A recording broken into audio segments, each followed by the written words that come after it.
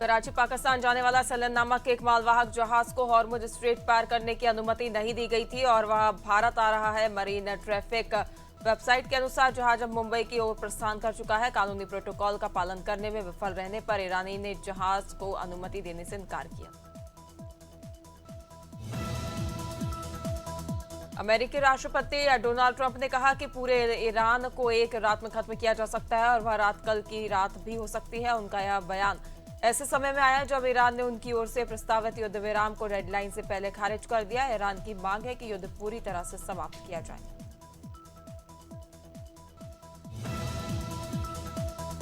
Iran द्वारा ceasefire प्रस्ताव ठुकराए जाने पर अमेरिकी राष्ट्रपति डोनाल्ड ट्रंप ने कहा कि उन्होंने ईरान के साथ समझौते के लिए मंगलवार की जो समय सीमा तय की है वह अंतिम है। उन्होंने कहा कि वह ईरान से परेशान है और ईरान को बड़ी कीमत चुकानी पड़ेगी। उन्होंने कहा युद्ध जल्दी खत्म हो सकता है अगर ईरान वही करे जो उसे करना चाहिए। अमेरिकी डेमोक्रेटिक पार्टी के सीनेटरों ने देश के संविधान के 25वें संशोधन की धारा 4 का हवाला देकर राष्ट्रपति डोनाल्ड ट्रंप को पद से हटाने की मांग की है। ट्रंप की आलोचना करते हुए डेमोक्रेटिक सीनेटर क्रिस मर्फी ने कहा कि उन्होंने पहले ही हजारों लोगों को मार डाला है और वे हजारों और लोगों को मारने वाले हैं। ईरान ने अमेरिकी राष्ट्रपति डोनाल्ड ट्रंप का सीजफायर का प्रस्ताव ठुकरा दिया है। ईरान ने युद्ध विराम के लिए पाकिस्तान के जरिए अपनी 10 मांगे पेश की है, जिनमें क्षेत्रीय संघर्ष का खात्मा, प्रभावित इलाकों का पुनर्निर्माण और प्रतिबंध हटाना भी शामिल है। मांगों में ईरान के हितों की रक्षा करने वाले अस्थायी समाधान की जरूरत पर जोर दिया गया है। प्रधानमंत्री नरेंद्र मोदी ने असम में रैली को संबोधित कर कांग्रेस पर पाकिस्तान से संबंध बनाए रखने का आरोप लगाया है। उन्होंने कहा चाहे सर्जिकल स्ट्राइक हो या एयर स्ट्राइक, हमने देखा कि कांग्रेस ने हमेशा दुश्मन का एजेंडा दोहराया। कांग्रेस नेताओं के बयान अक्सर पाकिस्तान द्वारा कही गई बात से मिलते जुलते लगते हैं और पाकिस्तान कनेक्शन ने देश को नुकसान पहुंचाया है। कांग्रेस नेता राहुल गांधी ने असम में एक चुनावी जनसभा में जुबिन गर्ग के मामले को लेकर बड़ा बयान दिया। उन्होंने कहा कि अगर उनकी पार्टी की सरकार बनती है तो वे इस केस में 100 दिनों के भीतर न्याय दिलाएंगे। इसके साथ ही मुख्यमंत्री हेमंत बिस्वा शर्मा पर भी कार्रवाई का उन्होंने आश्वासन दिया है।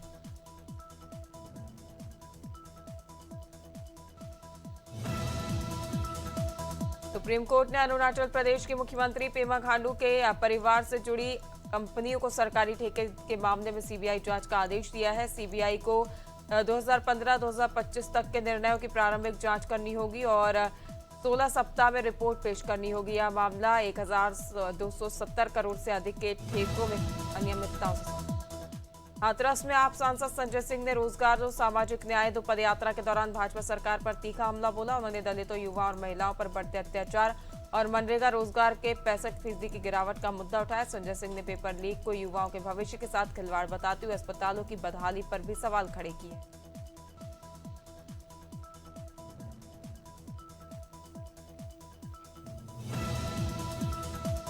वाराणसी में आयोजित विक्रमोत्सव 2026 के तहत चंद्रगुप्त विक्रमादित्य पर आधारित महानाट्य से राजनीतिक चर्चा शुरू हुई है। मुख्यमंत्री योगी आदित्यनाथ और मध्य प्रदेश के मुख्यमंत्री डॉक्टर मोहन यादव ने इसे भारतीय गौरव का प्रतीक बताया। वहीं समाजवादी पार्टी ने इसे आगामी चुनाव के मद्देनजर चुनावी स्टंट करार दिया है। जानकार इसे सांस्कृतिक पहचान के जरिए राजनीतिक समीकरण साधने की कोशिश मान रहे हैं। मुफ्त आईपीएल टिकट लेने के लिए लाइन में लगे कर्नाटक के विधायकों के पीए का वीडियो वायरल हुआ है। वे रविवार को चिन्नस्वामी स्टेडियम में हुए आरसीबी वर्सेस सीएसके मैच के लिए टिकट ले रहे थे। गौरतलब है कि कर्नाटक के deputy CM DK Shiv Kumar ने घोषणा की थी कि कर्नाटक के हर विधायक को आईपीएल मैचों के लिए 3 विकेट मिलेंगे।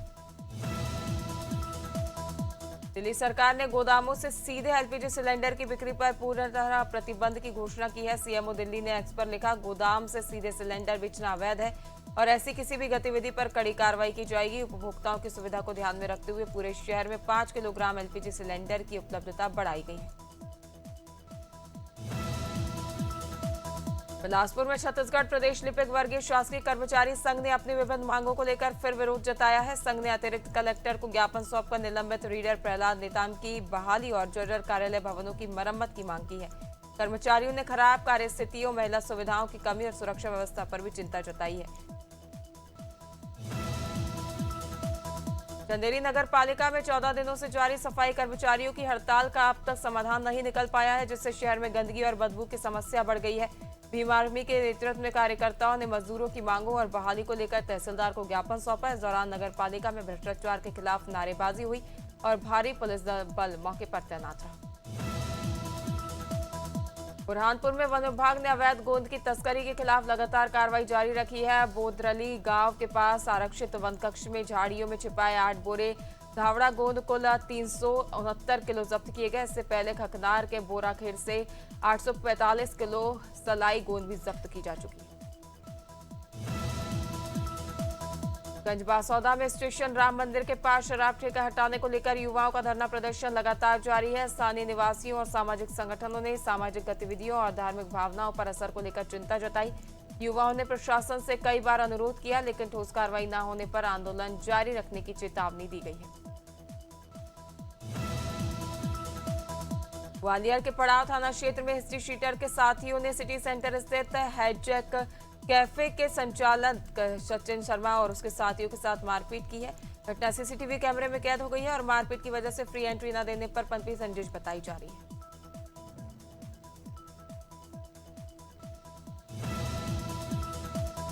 हरदा में किसानों ने समर्थन मूल्य खरीदी व्यवस्थाओं और नरवाई जलाने पर कार्रवाई को लेकर प्रदर्शन किया। बड़ी रैली निकालकर किसानों ने मुख्यमंत्री को ज्ञापन सौंपा और मांग की कि खरीदी पारदर्शी तरीके से हो तथा पराली प्रबंधन के लिए ठोस कदम उठाए जाएं। किसान मूंग की खरीदी पंजीयन और बैंक ऋण की समय सीमा बढ़ाने की भी मांग कर रहे हैं।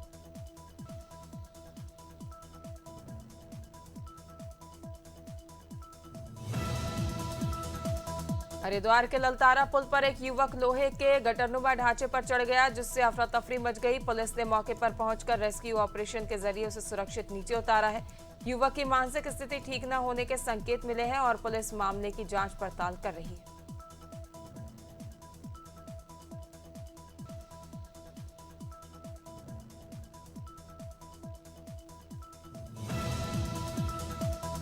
जालौन के लोहार गांव में एक खेत से सास दामाद के प्रेम प्रसंग में शामिल 34 वर्षीय पुरुष और 42 वर्षीय महिला के सड़े गले शव बरामद हुए।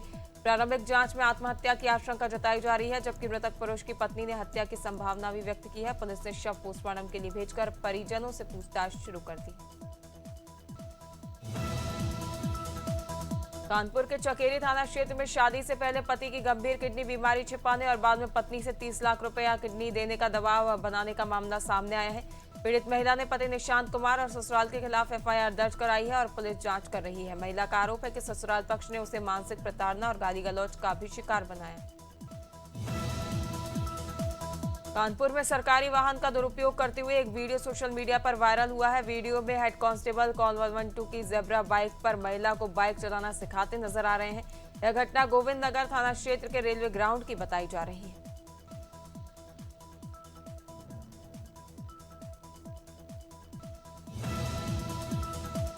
प्रतापगढ़ में जिलाधिकारी शिव सहाय अवस्थी ने ग्राम भसौदी में गेहूं की क्रॉप कटिंग कर फसल की उत्पादकता का जायजा लिया। उन्होंने स्वयं खेत में फसल काटी और किसानों को सरकारी क्रय केंद्र पर ही बिक्री करने और पराली न चलाने की सलाह दी। क्रॉप कटिंग में गेहूं की उत्पादकता 37.47 कुंटल प्रति हेक्टेयर पाई गई।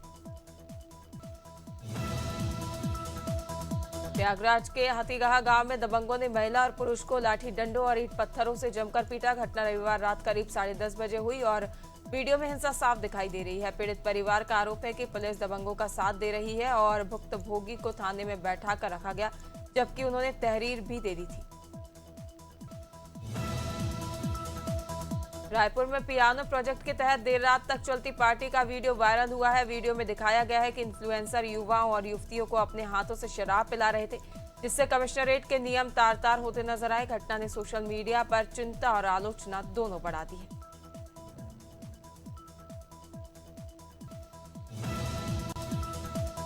सिवनी में कोतवाली पुलिस ने पॉलिटेक्निक कॉलेज के पीछे ऑनलाइन सट्टा खेलते अभय तिड़के को रंगे हाथों गिरफ्तार किया है। आरोपी चेन्नई सुपर किंग्स और रॉयल चैलेंजर्स बेंगलोर के मैच पर मोबाइल से दांव लगा रहे थे। मौके से 5,000 नकद और स्मार्टफोन जब्त किए गए हैं, जबकि सट्टे की आईडी उपलब्ध कराने वाला सागर सुराना फरार है।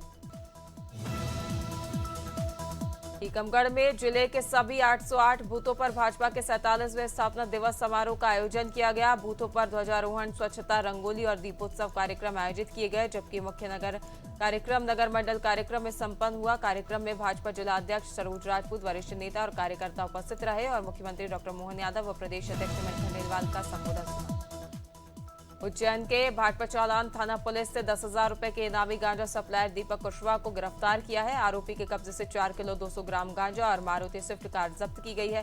पुलिस ने आरोपी को रिमांड पर लेकर गांजा तस्करी के पूरे नेटवर्क की जांच शुरू कर दी है।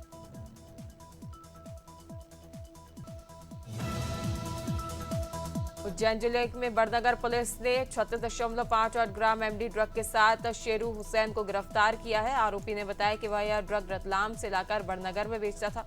पुलिस ने उसे रिमांड पर लेकर सप्लाई चेन और अन्य आरोपियों की जानकारी जुटाने की कार्रवाई तेज कर दी है।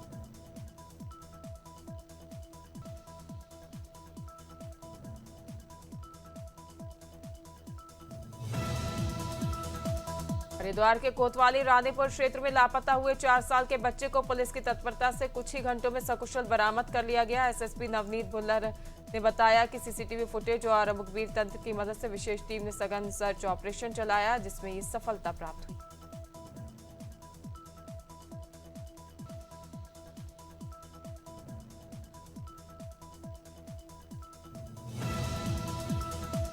नैनीताल के भीमताल ब्लॉक के सूर्यज्वाला गांव में वन विभाग ने बाघ को ट्रैंकुलाइज कर रेस्क्यू सेंटर भेज दिया है। यह कार्रवाई उस बाघ को पकड़ने के लिए की गई जिसने हाल ही में एक महिला और मवेशियों पर हमला किया था। सैंपल जांच के बाद ही पुष्टि होगी कि क्या यही बाघ हमला करने वाला था।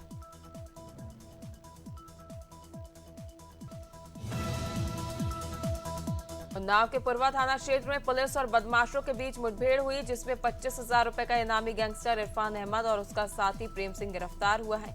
मुठभेड़ में इरफान के पैर में गोली लगी है। पुलिस ने आरोपियों के कब्जे से अवैध हथियार और चोरी की मोटरसाइकिल भी बरामद की है।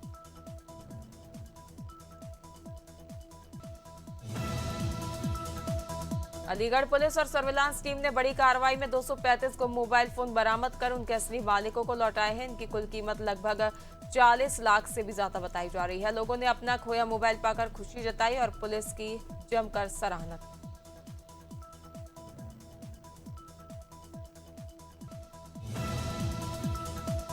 बस्ती में 29 मार्च को आयोजित सनातन धर्म संवाद कार्यक्रम को लेकर आयोजक प्रशांत पांडे के खिलाफ मुकदमा दर्ज किया गया है। आरोप है कि कार्यक्रम में ध्वनि विस्तारक यंत्रों का अत्यधिक उपयोग और भड़काऊ भाषण दिए गए, साथ ही कोविड-19 और भीड़ प्रबंधन के नियमों का उल्लंघन हुआ। प्रशासन ने मामले की गंभीरता को देखते हुए कानूनी कार्रवाई की। खड़ेरी गांव में शराब दुकान हटाने की मांग को लेकर ग्रामीण लगातार प्रदर्शन कर रहे हैं। प्रशासन ने दुकान को सील तो कर दिया है, लेकिन ग्रामीण पूरी तरह से हटाने की मांग पर अड़े हुए हैं। वे सुरक्षा और सामाजिक दृष्टि से इस दुकान को रिहायशी क्षेत्र से हटाने की चेतावनी दे रहे हैं।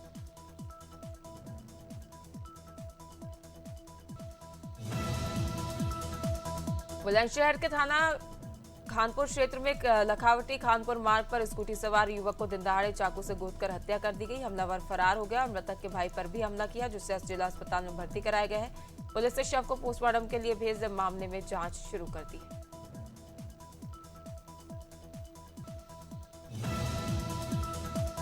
छतरपुर के सरानी गांव में 10x10 के प्लॉट को लेकर विवाद में सुरेंद्र सिंह की मौत हो गई है। मृतक के परिजनों ने भाजपा विधायक ललित यादव के बेटे मोनू यादव पर मारपीट और साजिश का आरोप लगाया है। करनी सेना ने परिवार से समर्थन जताते हुए पुलिस को 7 दिन में कार्रवाई करने की चेतावनी दी है और कार्रवाई न करने पर प्रदर्शन की चेतावनी दी।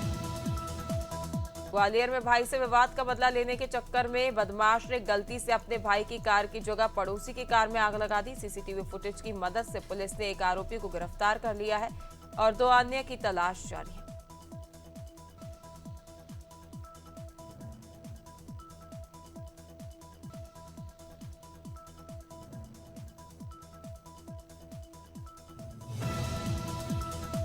जबलपुर के रांची थाना क्षेत्र में गांधी चौक स्थित शंकर मंदिर के पास वीरेंद्र ठाकुर के घर में अचानक भीषण आग लगी। पूजा के दिया से उठी चिंगारी ने आग भड़काई है, लेकिन दमकल ने सिलेंडरों को सुरक्षित निकालकर बड़ी त्रासदी टाल दी। परिवार का भारी आर्थिक नुकसान हुआ है।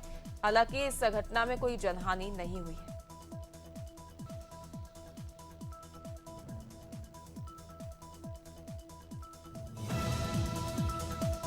जालौन जिले के ग्राम लोहार में खेत से एक पुरुष और महिला के सड़े गले शव बरामद हुए। मौके से कीटनाशक सल्फास की गोलियां और एक बाइक भी मिली है, जिससे आत्महत्या की आशंका जताई जा रही है। पुलिस हर पहलू से मामले की जांच कर रही है और संबंधित धाराओं के तहत मामला दर्ज कर लिया गया।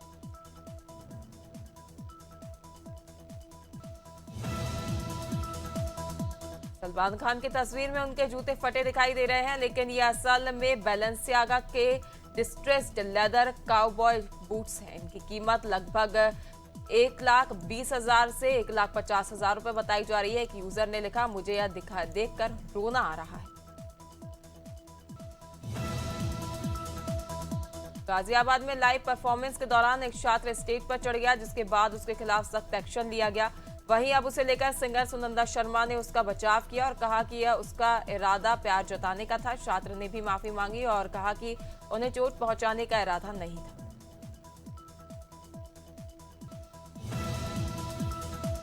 फिल्म धुरंधर 2 में नवाज शरीफ से प्रेरित किरदार निभाने वाले अमरोही ने बताया कि लोगों को लगा कि वह एआई है। उन्होंने इसे सबसे बड़ा कॉम्प्लीमेंट बताया।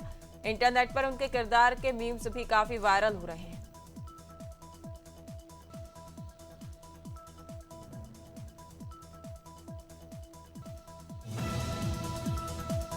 अमिताभ बच्चन ने अपने ब्लॉग में कहा कि हर दिन का काम ना करना उन्हें परेशान करता है। उन्होंने बताया कि बिना शेड्यूल के दिन बिताने से आदत बनाने का प्रोसेस टूट जाता है और आलस में बीते दिन पर भी उन्होंने अपनी फीलिंग साझा की है और सोशल मीडिया पर इसे खूब पसंद किया जा रहा है।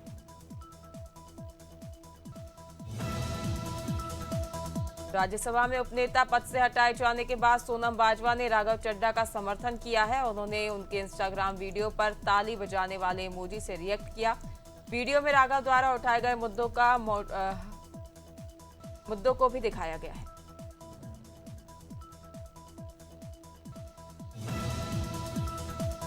मध्य प्रदेश में नए मौसम सिस्टम के कारण अगले 3 दिन तक उत्तरी और पूर्वी हिस्सों में आंधी बारिश का असर रहेगा। भोपाल मौसम केंद्र ने 9 अप्रैल तक तेज आंधी बारिश और गरज चमक का अलर्ट जारी किया है। मंगलवार को 34 जिलों में विशेष सतर्कता बरतने की सलाह दी गई है, जिसमें ग्वालियर, भोपाल, उज्जैन और सागर शामिल हैं।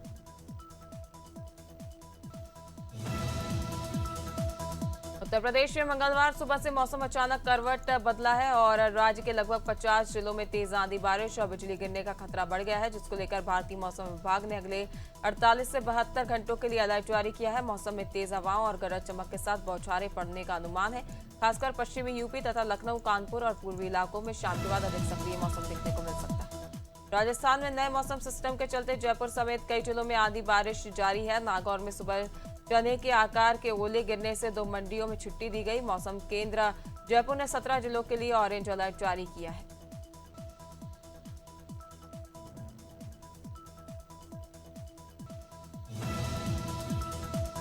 छत्तीसगढ़ में मौसम ने बदला मिजाज दिखाया है और कई जिलों में हुई हल्की मध्यम बारिश ने गर्मी पर ब्रेक दिया है। अगले 2 दिनों तक प्रदेश में गरज चमक और तेज हवाओं के साथ बारिश जारी रहने की संभावना है। मौसम विभाग ने लोगों को सावधानी बरतने की सलाह दी है।